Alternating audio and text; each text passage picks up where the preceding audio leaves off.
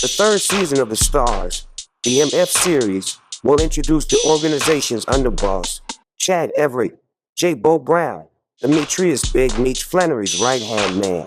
Everything you need to know about J. Bo is presented in this video. Use the timestamps in the description to jump to a specific section. J. Bo is short for Junior Boss. Meech gave him the nickname after appointing him second in command. Jay has many other nicknames, including Rapper, Bald Head, and these days, most people call him Monk.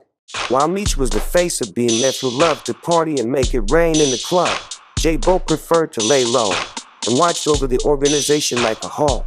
Monk handled the day-to-day business, including overseeing the arrival and departure of the cocaine shipments. Meech was never in the same room as the coke and didn't touch any drugs, handle the cash, or give direct orders. Those were all J. Bo's jobs.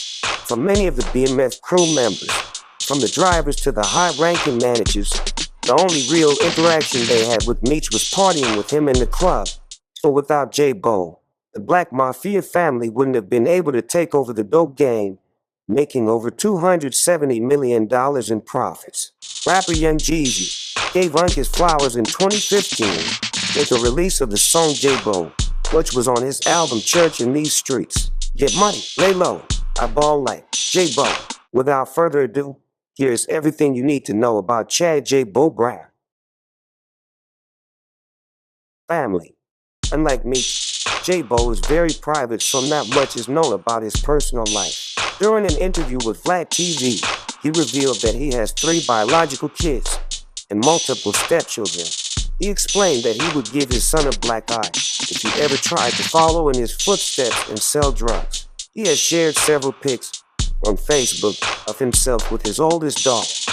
Jay mentioned his youngest daughter during an interview with the What Up Dope podcast, explaining that he thinks she might be an actress because she's always imitating her brother. J. Bo got married in 2022. On April 23rd, 2023, he shared a post on Instagram wishing his wife a happy birthday. She owns a clothing brand that Unc has promoted on IG.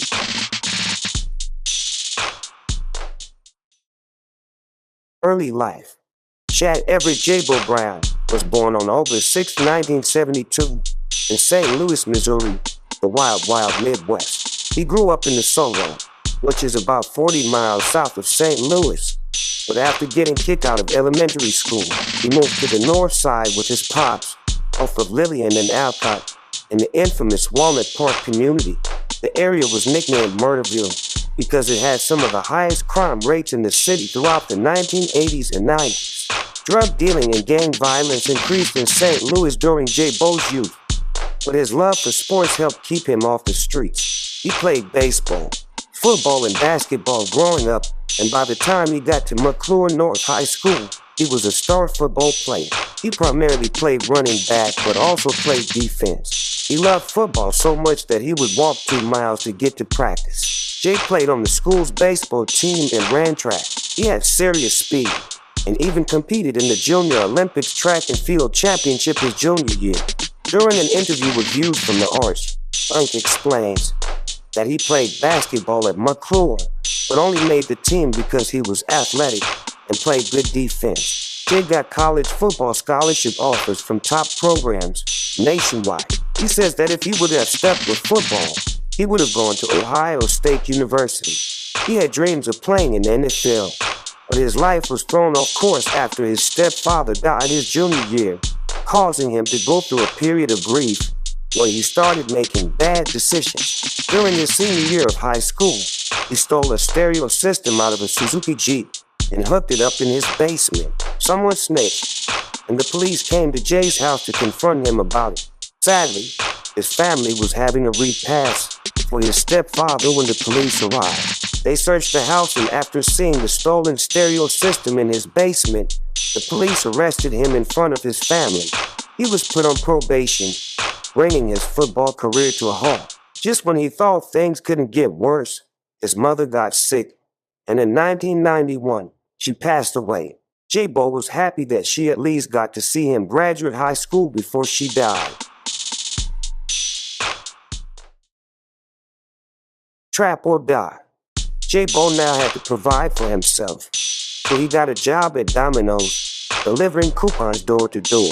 He wasn't making enough money and felt like it was a waste of time, so he quit. The crack epidemic had a major impact on St. Louis, increasing drug dealing and gang violence. J-Bo was attracted to the potential profits and had friends who sold drugs. He got into the dope game for one reason.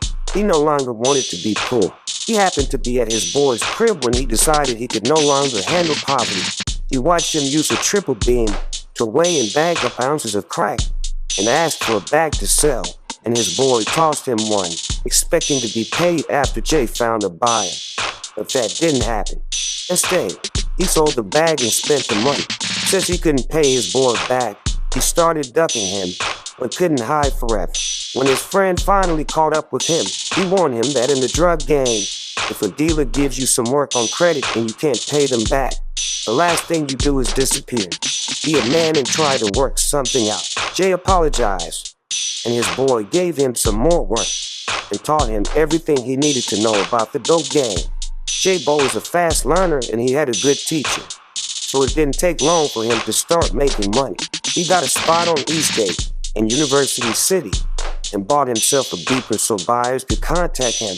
After a few months, he was making thousands in profit and was quickly becoming a major drug dealer. Big Meech. By the 1990s, Demetrius Big Meech Flenory and his brother Terry, aka Southwest T, had a cartel connect and were transporting kilos of pure Colombian cocaine from Mexico. Terry lived in Los Angeles, where he handled the shipments on their way to stash houses in Detroit, St. Louis, and Atlanta, where Meech lived, and operated their main distribution hub. From the stash houses, the coke was delivered to distributors in New York, D.C., Missouri, Kentucky, Tennessee, Alabama, the Carolinas, and Florida. BMF's drug trafficking operation had to be vast and sophisticated to move massive amounts of cocaine throughout the U.S. from one coast to the other without being detected. They developed a large network of suppliers, distributors, and customers. The organization wouldn't have been able to successfully expand across the nation if it wasn't for Chad J-Bo Brown, who dealt with day-to-day operations, most importantly, overseeing the arrival and departure of cocaine shipments. J-Bo and Big Meech's relationship started in 1997. Jay had a friend in St. Louis that sold drugs and did business with Demetrius in Atlanta. He took Jay with him during a visit, and he told him about Meech and his crew. Jay hadn't heard of them, but when his boy told him that one of them wanted to play him in Madden for money, Unc agreed to ride along. J-Bo was nice on the sticks and was always playing Madden, so they headed over to a house Demetrius had in Decatur. When they got there, Jay was in heaven. Meech and his crew had good weed, fine women, and the crib was on point. Although Jay ended up losing $800 in Madden, he met Big Meech for the first time and was motivated by BMF's lifestyle. That night, Jay went to a club with Demetrius and his crew and fell in love with the A's nightlife, which was nothing like what he was used to in Missouri. Jay's friend would travel back and forth from St. Louis to Atlanta, staying on the move to make it more difficult for law enforcement to keep up with his whereabouts. Jay started doing the same. He sold drugs when he was in Missouri and made regular trips to the A, where he would party with Meech and the Black Mafia Family. Most nights, they would make it rain in the club, and everyone would show them love. But that wasn't always the case. One night, a guy was in BMF's VIP section and refused to leave. Without hesitation, J-Bo started throwing punches, knocking the guy out. Big Meech witnessed the fight and was impressed by how Jay handled himself. Although BMF had bodyguards hired to fight for them, Demetrius didn't mind getting his hands dirty from time to time, and Unc was the same way. The incident let Meech know that Jay wasn't a punk and wouldn't hesitate to throw a punch if he had to. After a few trips to Atlanta, Jay decided to get an apartment in Alpharetta, about 30 minutes away from Buckhead, where Meech and the BMF were living. The police in Buckhead were giving them a hard time, and they were looking to move. Meech told J-Bo about the situation, and he let them move into his apartment in Alpharetta. He gave Demetrius and his BMF associates keys to his crib, even though he hardly knew most of them. Unc says that he is good at reading people, and he knew he wanted to do future business with BMF, so he was willing to help them out. He would let them stay at the apartment for months while he was back in Missouri handling business. When Meech told his brother Terry about how Jay looked out, T stamped and approved him, and the BMF took J-Bo in and treated him like family. Up to this point, Jay and Meech hadn't sold any weight together. But that all changed after Jay's plug in St. Louis got locked up. He let Demetrius know and asked him if he could be his supplier. Demetrius agreed and gave him 33 bricks that Jay was able to sell in less than 2 days. Meech was shocked, so he gave Jay 27 more bricks and he was able to get rid of all of them in 3 days. Demetrius told Terry about J-Bo's talents and flew Jay out to California to meet T in person. The Flenory brothers showed Jay the entire operation, and about a week later, Jay was officially pushing weight for BMF. The rise of ball like J-Bo. Unc's experience as a dealer in St. Louis paid off. He understood the importance of patience and planning, and put in long hours to increase profits. One way BMF dodged the feds was by moving fast. Detroit taught the Flenory brothers how to play hot potato, get the kilos, and get rid of them before the feds could know you had them. One day, Meech was in his white Benz, and Jay was in the passenger seat and decided to make Demetrius an offer. He wanted to be Meech's partner and explained to him that he wasn't expecting an even split. Demetrius had so much love for Jay that he agreed and decided to make it a 50-50 deal. Unc and Meech were officially partners. Meech started referring to him as Junior Boss or J-Bo for short. Jay explains that BMF was successful because they moved in a militant way, with members taking orders directly from him and Meech. At the height of the movement, the crew consisted of nearly 500 members and they were selling more than 400 kilos of coke a month. By conservative estimates, BMF is believed to have made, in the course of a decade, $270 million. By the early 2000s, there were 23 branches of BMF operating around the nation. They eventually grew so big and earned so much money that they had to expand throughout the United States. Southwest T controlled the organization's business in Los Angeles and Detroit, while Meech and Unc managed operations in Atlanta. Most of T's crew was from Detroit, making them easier to manage, whereas Meech and Jay's team was a melting pot of members from numerous states, including California, Missouri, Alabama, Georgia, and New York. Running a nationwide drug operation required people you could trust, and J-Bo knew how to find the right people and keep them long-term. BMF's culture was all about family, having a good time, doing it big and making money. So there were tons of dealers that wanted in, but J-Bo was able to choose the right individuals in each state where the organization was active. Doing so helped them maintain their code of silence for nearly a decade, making millions in profits. Gangsta music. Big Meech's focus in Atlanta wasn't only on drugs. He also launched BMF Entertainment, a record label that served as a front to BMF's money laundering as well as an additional source of income. Meech released documentaries produced by The Raw Report and Smack magazine that provided an inside look at the label. He hoped that they would resonate throughout the industry, all the way to big-time music moguls who he believed could validate him as an actual record label executive.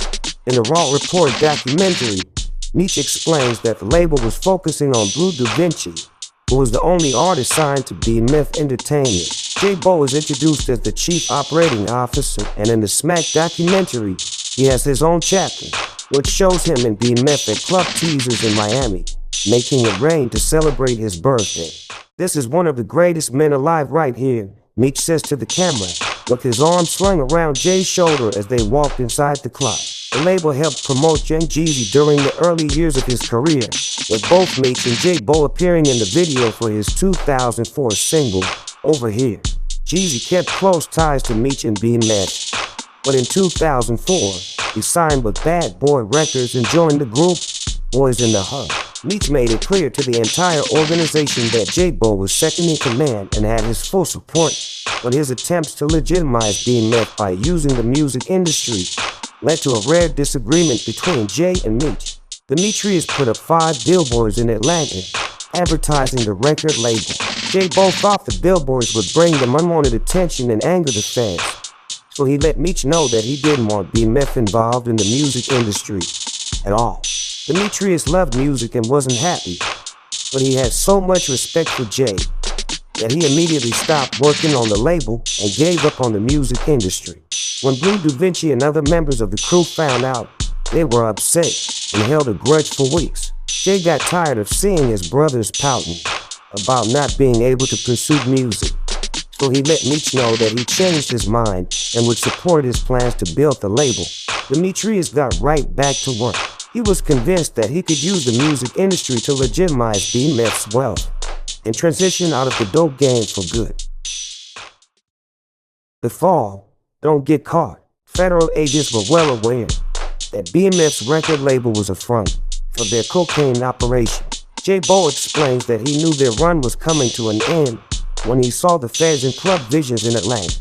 Him and Meech were standing on the bar when Jay noticed a group of about 6 men drinking beers while staring at them. He pointed them out to Meech, but he wasn't worried about them and actually started throwing up gang signs. They were all different races, and unlike a majority of the people in the club, they weren't drinking liquor. And according to J-Bo, all federal agents drank beer.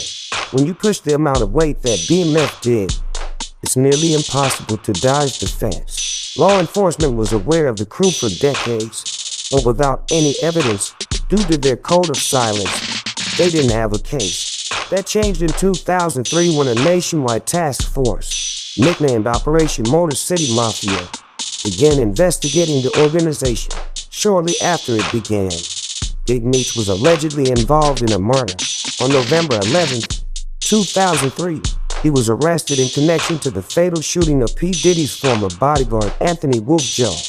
However, Meech was shot on the backside during the incident and explained that he was running away from the gunfire. He was subsequently never indicted but was placed on house arrest. This was just the beginning of the end. Information gathered during the investigation revealed that BMF distributed thousands of kilograms of cocaine and laundered millions of dollars in drug proceeds. BMF members and associates were responsible for trafficking approximately 2,500 kilos monthly through their Atlanta hub. The wiretap also revealed that Meech and J-Bo were involved in the operation of a buckhead club called Babylon, the same name as Tony Montana's club in Scarface. In 2005, Meech and Un got pulled over in a Bentley in the parking lot of the club. J-Bo was asked to step out of the vehicle, and when he did, Meech jumped into the driver's seat and fled the scene. Hunt was arrested for having a fake ID but only spent a few hours in jail. In October of 2005, the DEA coordinated a nationwide takedown of the BMF, seizing more than 630 kilograms of cocaine, $14 million in cash and assets, and arresting nearly 50 members and associates.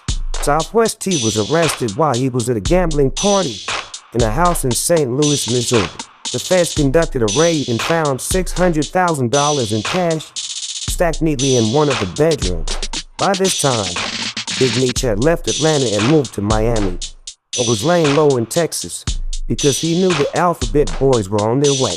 The feds received a tip that he was living in a $1 million mansion in Frisco, a wealthy Dallas suburb, and on October 20th, 2005, they set up surveillance outside the house. They made their move while Meech was smoking a blunt in the backyard by the pool. Upon his arrest, police seized, among other things, 3 firearms, a 2004 Bentley Continental GT, and jewelry valued at approximately $700,000. Meech and T were both sentenced to 30 years. Prosecutors alleged BMF made over $270 million in the course of their operations. Even Young Jeezy got mentioned in court, proving that his affiliation with the Black Mafia Family was too risky. On the track Soul Survival, Jeezy raps, "If you get jammed up, don't mention my name," but clearly not everyone was listening. In 2008, a former BMF member claimed that J-Bo ordered him to set aside multi-kilo cocaine shipments for 2 customers. One of them, he said, was Jeezy. Despite the testimony, The rapper was never charged with a crime. J-Bo didn't get locked up in the initial sweep. Instead, he was arrested in the second wave about a year later. He pleaded guilty in the summer of 2007, refusing to cooperate with the feds. He told his lawyer to let prosecutors know that he was willing to take 10 years, but they declined, and he was sentenced to 15. Rapper Hot Boy Turk of Cash Money Records shared a pic on Instagram that shows him in prison alongside former Dallas Cowboys running back Sherman Williams and J-Bo. In 2015, Young Jeezy released the song J-Bo, dedicated to Jay appreciated the track, but explains that he got tired of people in prison screaming, "I ball like J-Bo," nonstop after the song came out. Welcome back. In 2017, J-Bo was released from prison and transferred to a halfway house. And in 2018, he was released after spending 10 years and 8 months in prison. He was shocked when he went to the store and noticed that all the women were wearing leggings and men were wearing tight jeans. J-Bo has been laying low for the most part, but in 2022, he shared a video on Instagram portraying Blue Da Vinci as a desperate rapper trying to get back in with the record label. J-Bo explained that he didn't like how Blue was beefing with Lil Meech, considering the fact that he helped raise him. Jay and Blue have went back and forth on multiple occasions, usually involving snitching claims. It will be interesting to see if they squash their beef once Meech is released from prison. Standing ovation. J-Bo is now using his knowledge and skills to build legitimate businesses. During an interview with the What Up Doe podcast, Jay explained that music moguls like Diddy, Yo Gotti, and Quality Control's Pierre P. Thomas have inspired him to build a career in the music industry. When he was released from prison, he spoke to rapper T.I., asking him for advice on succeeding in the business. And in 2020, J-Bo decided to launch Blowing Money Fast Music and is now developing artists and building the label. He is also the owner of Unplugged, a recording studio in St. Louis, which he opened in 2022. In addition, he operates a management company and he launched a podcast. Despite having multiple legitimate businesses, in October of 2023, J-Bo was indicted on 1 count of bank fraud and 1 count of using a false writing or document. He is accused of submitting a fraudulent IRS Schedule C form to obtain a PPP loan.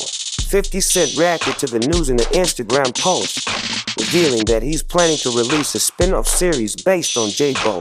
It sounds like 50 is gearing up for the BMF universe, similar to the Power universe or Power franchise, which includes the original show and 3 spin-off shows. J-Bo has proven that he understands the importance of adapting, rolling with the punches and bouncing back. So we're sure he won't let his recent legal issues keep him down, and we can't wait to see him portrayed in the Starz BMF series. Who do you think should play J-Bo in season 3 of the show? Share your thoughts in the comments section below.